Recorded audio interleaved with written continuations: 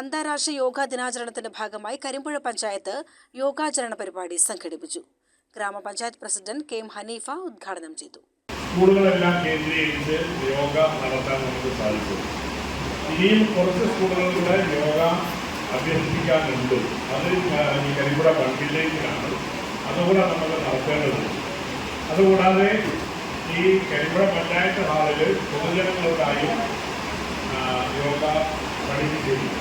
പക്ഷേ ഈ യോഗയുടെ യഥാർത്ഥ ഗുണം വേണ്ടത്ര ആളുകൾ ഗ്രഹിച്ചിട്ടില്ല എന്നുള്ളതാണ് മനസ്സിലാക്കുന്നത്. ഏറ്റവും ശരീരത്തിൻ്റെ ആരോഗ്യത്തെയും അതുപോലെ തന്നെ മനസ്സിനെയും ഏറ്റവും ആരോഗ്യകരമായ രീതിയിൽ നിലനിർത്തുന്ന ഒന്നാണ് യോഗ എന്ന് പറയുന്നത്. പഞ്ചായത്ത് വൈസ് പ്രസിഡന്റ് എൻ സാജറയുടെ അധ്യക്ഷതയിൽ വിവിധ സ്കൂളുകളിൽ നിന്ന് യോഗ സ്വായത്തമാക്കിയ കുട്ടികൾ യോഗാഭ്യാസ പ്രകടനങ്ങൾ നടത്തി. ശ്വാസം പുറത്തേക്ക് വിട്ടുകൊണ്ട് നേരെ ശ്വാസം ഉള്ളിലേക്ക് എടുക്കാം. വലതുവശത്തോട്ട് കഴുത്ത് ചെരിച്ചു കൊടുക്കാം. ശ്വാസം പുറത്തേക്ക് വിട്ടുകൊണ്ട് നേരെ